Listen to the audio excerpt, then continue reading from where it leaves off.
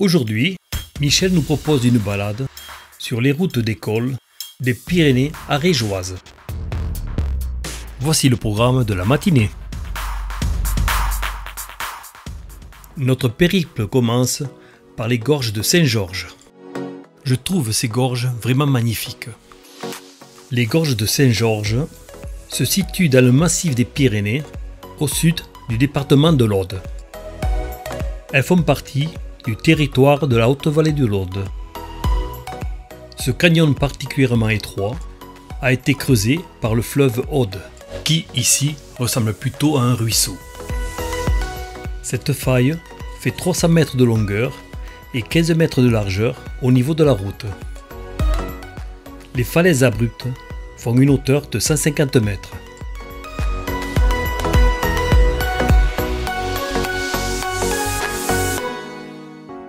Au carrefour, nous prendrons la D17, direction Roquefort de Sceaux.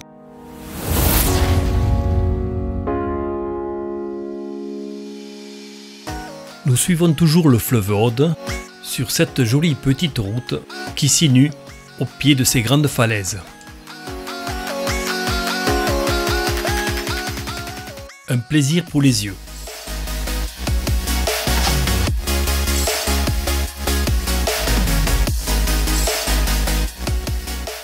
En face de nous, nous pouvons voir un immense pipeline qui alimente en eau l'usine hydroélectrique Nantilla. L'eau provient des lacs situés en haut de la montagne. Nous passons au-dessus de la centrale hydroélectrique Nantilla, une centrale du groupe EDF.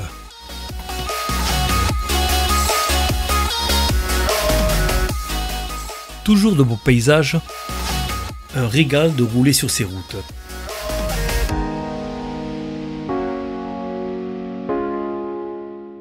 Joli petit tunnel, n'est-ce pas?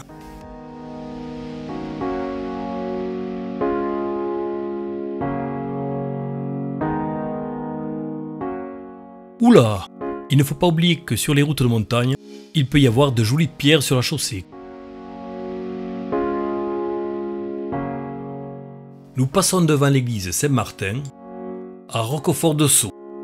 Cette église, dont il est fait mention depuis 1509, est en parfait état de conservation. Nous franchissons le col du Garavel, situé à une altitude de 1256 mètres. Et nous redescendons direction Escoulouvre.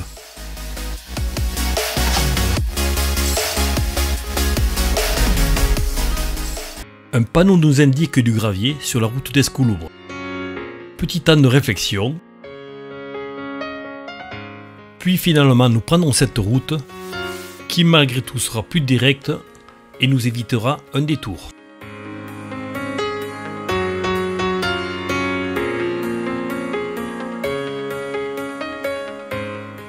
Nous traversons Escoulouvre. À la sortie d'Escoulouvre, je me place au bord de la route pour filmer le passage de mes camarades.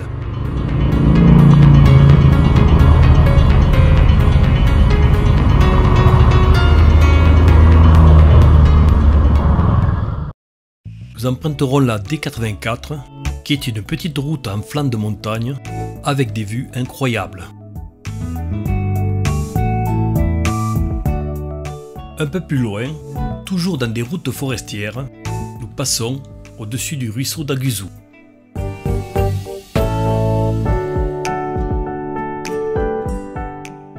Ce joli petit tunnel nous indique que nous nous approchons de l'embranchement qui va nous permettre de nous diriger vers Mijanès.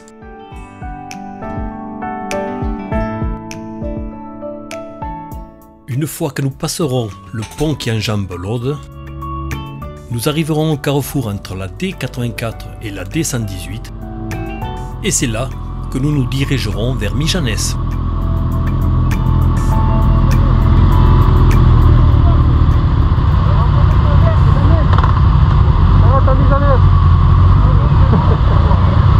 Mijanès, ça marche.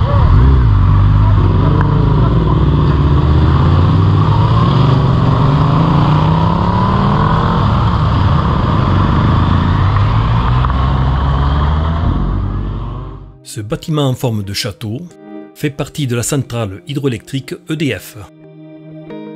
Nous sommes sur la D118 et nous pouvons voir sur les hauteurs le château du Son. Le château du Son est un ancien château fort, aujourd'hui en ruine, mentionné pour la première fois en 1035. Nous sommes à 1300 mètres de Rouzes. Mais nous allons emprunter une route sinueuse sur 2600 mètres pour arriver à ce village. Ce sera tout de même bien plus amusant.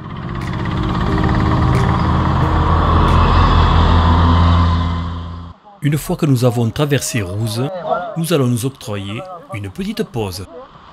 Non, on n'a pas dû prendre celle-là, là. On a dû prendre la route. L'autoroute. Voilà. Il faut en savoir. Tu me disais. Je te disais, il a dérapé derrière moi, j'ai entendu. Il avait dû gravir. Moi, je vais pas déraper. Merci l'ABS. Tu connais pas. Ah, ça. Mais tu connais pas. Ah non, non. Et je te voyais pas. Je savais pas où tu étais. Je pensais que c'était notre moto qui arrivait. Elle n'était pas venue. On aurait dû passer là. Il doublé. La voiture. Ouais. Alors du coup, je te connais, je savais pas où t'étais. T'étais trop près de moi et je te voyais pas. C'est long pour pisser. Moi, je non, mais en même temps, comment dire. Ouais, c'est vrai, c'est c'est là. Ouais, ça on n'a pas fini le coup. Ouais, raison, mais on n'est pas venu ici pour. Tu vois le café, on s'arrête. Il bouge la caméra alors. On dit la première fois qu'on s'arrête. Il bouge la caméra. On va dire comment il sera. Après cette petite pause, il est temps de repartir direction Mijanès.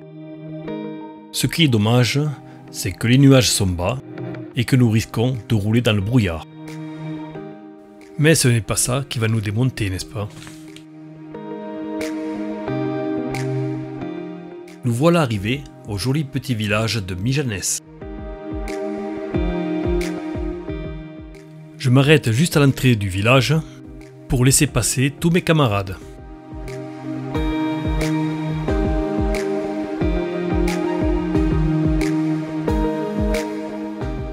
Nous tournerons à droite sur la D25 en direction du col de Paillère.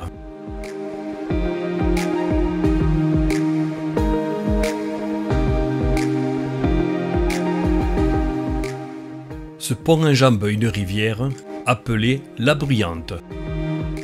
Je pense que ce n'est pas pour rien qu'elle porte ce nom.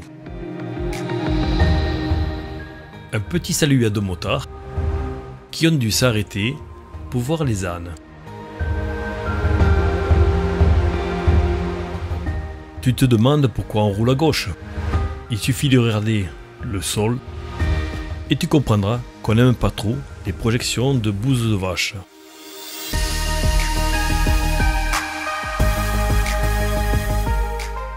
Après Mijanès, cela commence à grimper et les premiers virages en épingle se présentent à nous.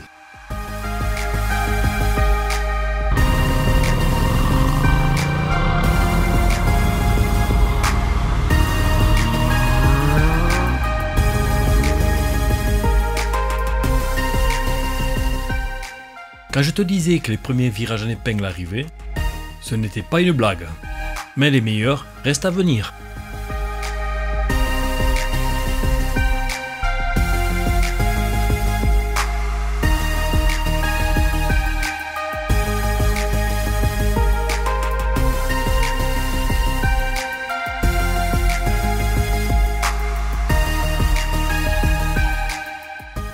Et ça grimpe. Les automobilistes sont sympas. Il se serre à droite pour nous laisser passer.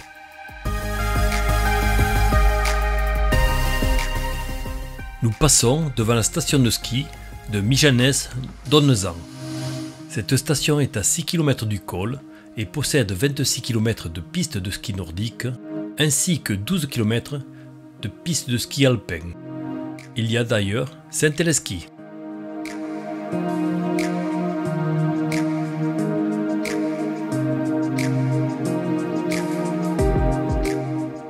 Après ces quelques virages, voici une belle route forestière.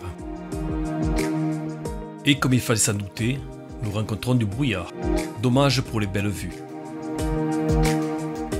Nous arrivons dans le vif du sujet, puisque nous attaquons les virages du col de Paillère. Ce n'est pas le col du Stelvio en Italie, avec ses 46 virages en épingle à cheveux, ni le Tsugaru Iwaki Skyline au Japon, avec pas moins de 69 virages en épingle à cheveux. Mais je peux te garantir que les amateurs de lacets seront comblés, avec une vingtaine de virages en épingle à cheveux, à négocier sur 5 km, au-dessus de la station de ski de Mijanès-Donnezan. Il faut voir que cette petite route est super belle, et on se régale vraiment de rouler dessus. Comme tu as pu le voir, il y a beaucoup de cyclistes sur cette route. C'est un challenge pour eux, mais il faut avoir beaucoup de courage et une bonne forme pour arriver tout à fait en haut du col. C'est qu'en plus, la pente est assez rude. En effet, c'est un col très pentu, avec des passages où le pourcentage est très élevé. Aussi, ce n'est pas pour rien qu'il a été utilisé pour des étapes de montagne lors de plusieurs Tours de France. Dommage qu'il y ait tant de brouillard, parce que par temps clair, la vue est magnifique.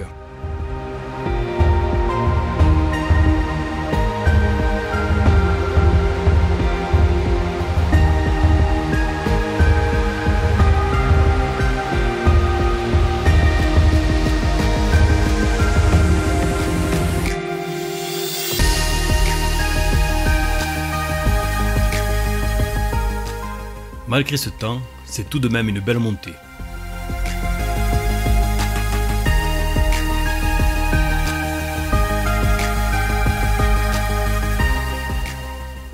Là, nous rentrons vraiment dans les nuages.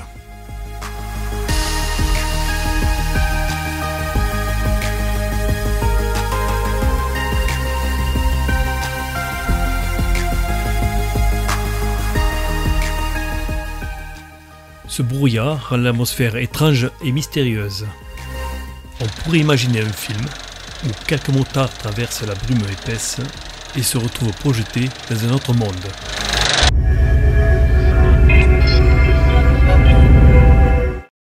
Mais revenons à la réalité, parce que ce n'est pas du tout le cas. Et il faut continuer à grimper jusqu'en haut du col. Allume tes anti-brouillards, camarades. Par moments, nous avons vraiment l'impression de rentrer dans les nuages.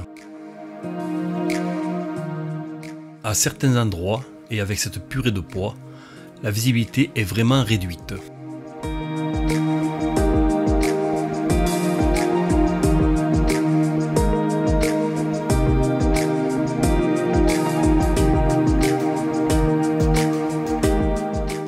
Je n'avais jamais monté le col de Paillère dans ces conditions météo, mais avec ce ciel bas, les paysages sont devenus magiques.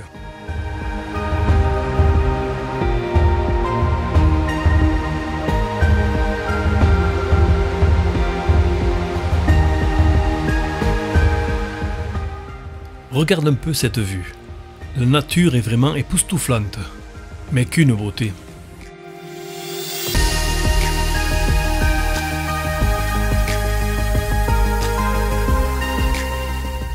Oui, c'est bien de la neige que tu peux voir en flanc de montagne. Aussi, tu dois te douter de la température que nous avons là-haut.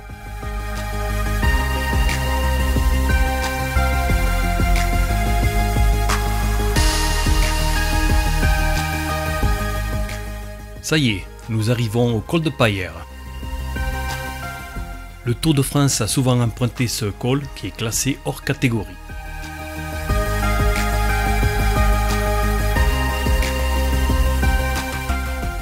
Une fois toute l'équipe regroupée, nous ferons une petite pause.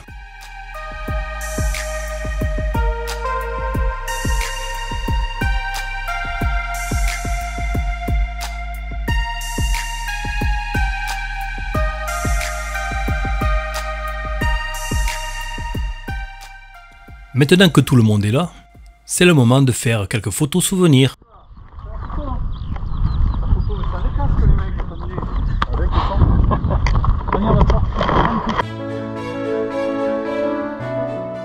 Le col de Paillères domine à 2001 mètres d'altitude.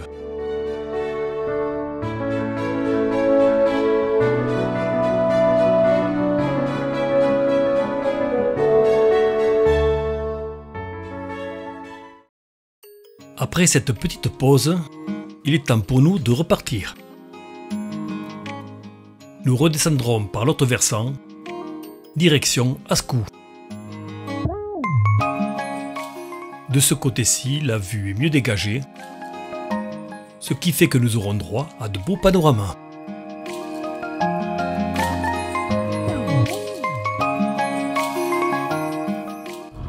Et oui, il va falloir refaire de l'essence. Tu cherches une station-service? Eh bien, il va falloir patienter, parce que la prochaine se trouve à Sauvignac-les-Ormeaux, juste après Ax-les-Thermes.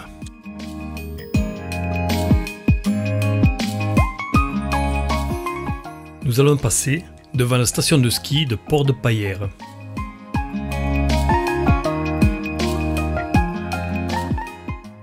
C'est vrai que sans ces brouillards, nous pouvons enfin profiter de ces belles vues que nous offre la montagne. Quelques virages en épingle à cheveux sont aussi dans le programme de la descente vers Ascou.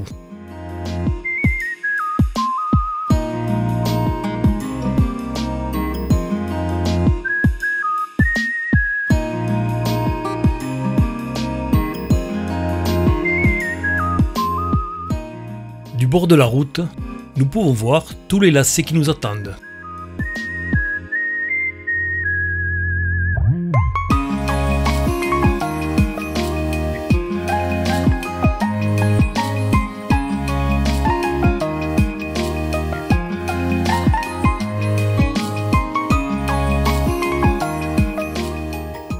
Les panoramas sont tout de même magnifiques.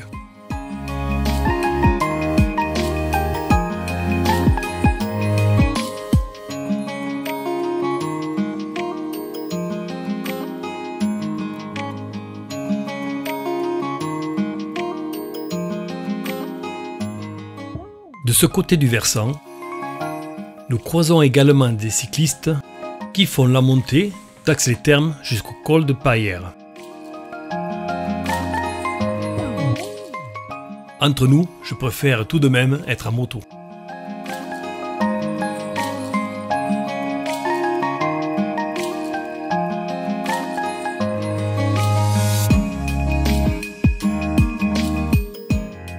Que ce soit sur ce versant ou sur l'autre, ce col est farci de virolos.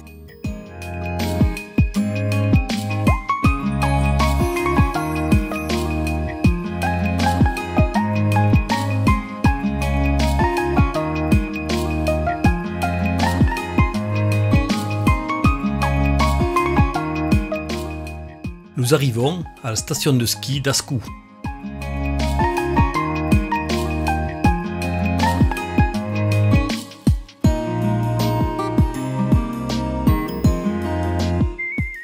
Un petit coucou et je réponds avec la moto.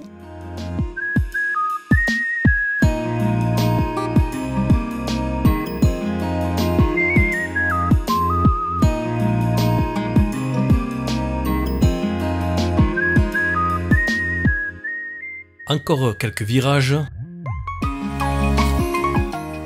avant d'apercevoir le lac de Goulot.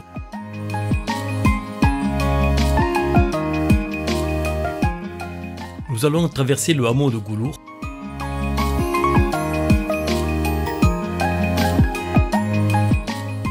Pour nous retrouver à côté du lac. Il s'agit d'un barrage hydroélectrique achevé en 1946 et exploité par EDF.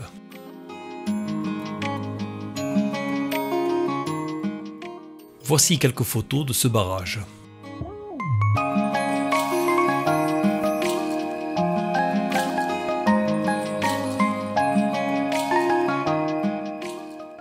Quelques kilomètres plus loin, nous avons traversé Ascou pour nous retrouver au-dessus de la vallée d'Ax-les-Thermes.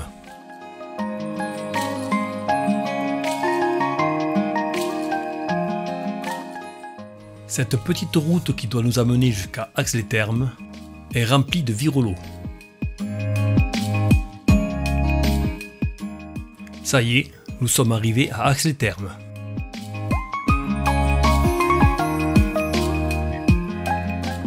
L'église Saint-Vincent dans toute sa splendeur. Ax-les-Thermes est une station thermale avec plus de 60 sources chaudes aux températures variant de 18 à 78 degrés Celsius. Nous arrivons devant l'hôpital Saint-Louis qui se situe en plein centre-ville. Bonjour madame. Au pied de l'hôpital se trouve le bassin des Ladres alimenté en source chaude. On y soigne surtout les sciatiques, les rhumatismes et certaines infections des voies respiratoires. Vu son délabrement, cet hôtel de la paix ne ressemble vraiment pas à celui du Monopoly. Il est temps maintenant de continuer notre balade. En quittant Ax-les-Thermes, nous repasserons une dernière fois devant l'église Saint-Vincent.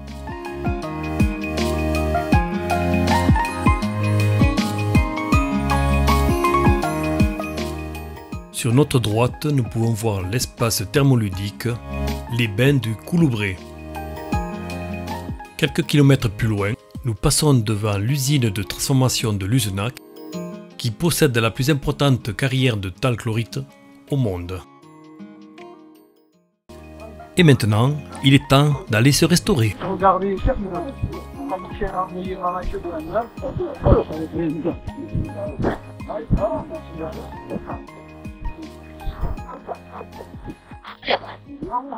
Ils sont réservés plus vite. Ah. c'est du plancton, ça va?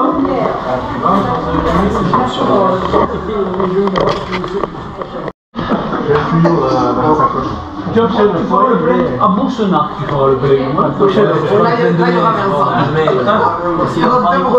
petit peu avec un bidon, tu véhicules le calcul. Il faut que le payer le calcul.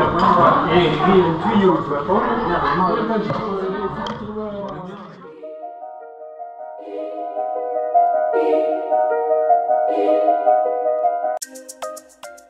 Après s'être bien rempli la panse, voici ce qui nous attend cet après-midi. Au départ de la Crouzette, nous partirons direction Tarascon-sur-Ariège, puis nous abandonnerons la Nationale 20 pour emprunter la D618, direction Col-de-Port.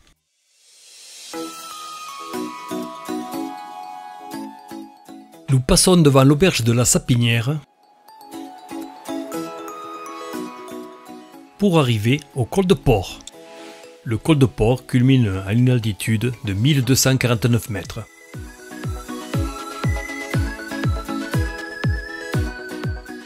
Nous ferons une courte pause pour regrouper les troupes.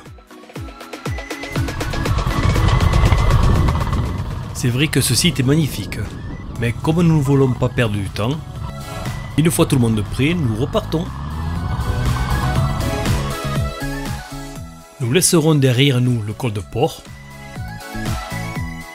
pour nous diriger vers le col des Caunius, toujours sur la D618.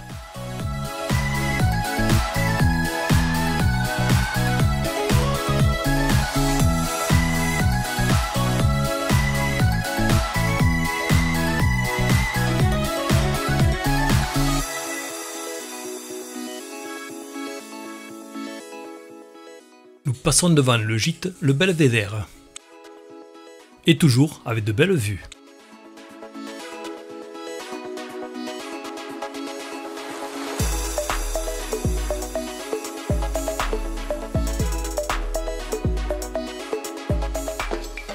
Sur notre gauche, la Grange.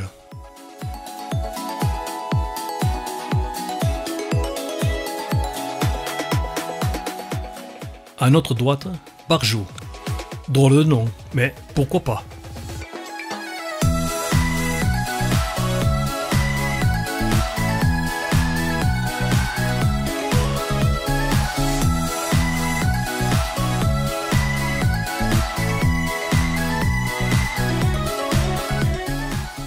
À notre gauche, le Bourdalais.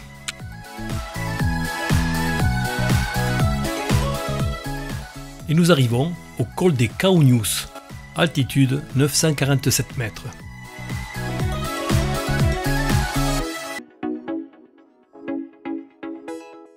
Nous nous arrêtons pour nous regrouper avant de nous diriger vers le col de Péguerre.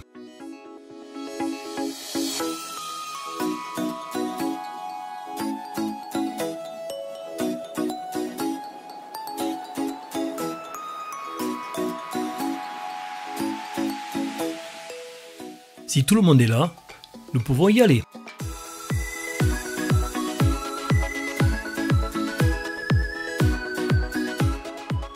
Et nous voilà partis sur cette petite route forestière. Et nous ne sommes pas les seuls à emprunter cette voie. Nous croisons un autre groupe de motards pour dire que ce secteur est vraiment bien apprécié. Notre arrivée au col de Péguerre se fera dans le brouillard.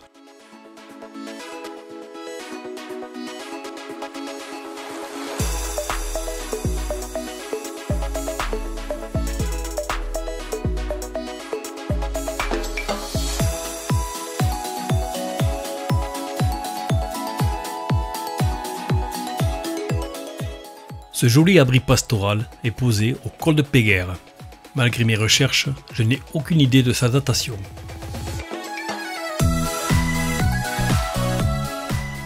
Nous emprunterons la D72 pour rejoindre le col de la Crouzette. Dommage qu'il y ait ce brouillard, parce que depuis cette table d'orientation, il y avait une vue magnifique sur les Pyrénées. Mais c'est comme ça, et ne peut pas être maître du temps.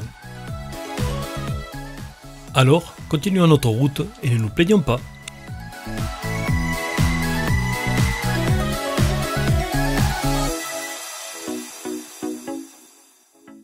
Nous voici au col de Portel.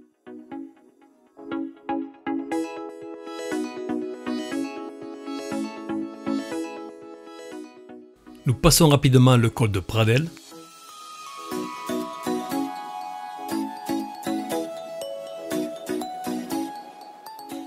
Et une paire de kilomètres plus loin, nous passons le col de la Crouzette. Laissons maintenant la D72 pour prendre la D18B, direction Saint-Giron. Encore une fois, nous allons passer dans de belles routes forestières. La couleur ocre des feuilles au sol magnifie vraiment cette forêt. Attention tout de même aux chantiers forestiers qui pourrissent un peu la chaussée.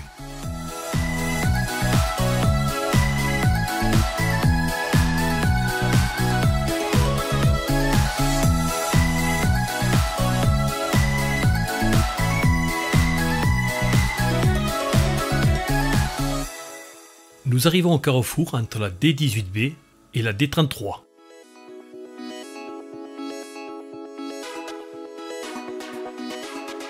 On va faire un point de carte, hein? Pas bon, hein? Alors.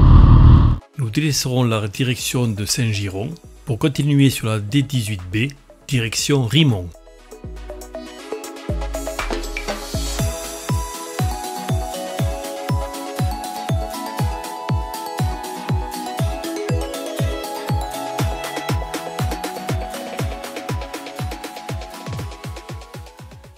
Je m'attarde devant cette stèle en l'honneur des guerrilleros espagnoles qui prirent le maquis lors de la dernière guerre mondiale pour défendre la France contre l'envahisseur. Mes sentiments ont joué puisque mon grand-père avait pris le commandement d'un bataillon dans un autre rayon d'action. Le col de Rille sera le dernier col que nous passerons lors de notre balade. Nous sommes arrivés au bout de la D18B et après un point carte, nous nous engagerons sur la D117 jusqu'à la Bastide de Céroux. Nous y ferons une pause pour prendre un bon rafraîchissement. J'étais à fond, voilà, j'ai vu le phare à gauche, c'est une pour une fois. Et vous savez pourquoi il chauffe? Roulez-vous ça, il chauffe. On roule la seconde, nous. Alors là, il chauffe vachement, ouais, comparé à la mienne. Parce qu'il roule trop doucement. Tout le monde me le dit, c'est bon, j'ai compris. Oui, il me fout de l'air. On le fait quand même. Mais j'avoue qu'il y avait pas de merde. On te l'a dit pourquoi vous voulez pas y aller. À droite, c'est quoi là? Et la prochaine fois, c'est de l'eau, je viens avec le 610. Ah ouais, là, on va regarder la différence. Ah, le vélo électrique, j'ai jamais vu. On va arriver au bout. Non, on va arriver au bout. Tu veux aller au Mas? Le retour vers Carcassonne se fera parfois Mirepoix et Montréal. Et c'est ainsi que se termine le reportage de notre belle balade dans les cols ariégeois. Si cette vidéo vous a plu, vous pouvez mettre un pouce levé. Vous pouvez aussi vous abonner, cela fait toujours plaisir. En vous abonnant, vous serez averti de toutes mes nouvelles publications.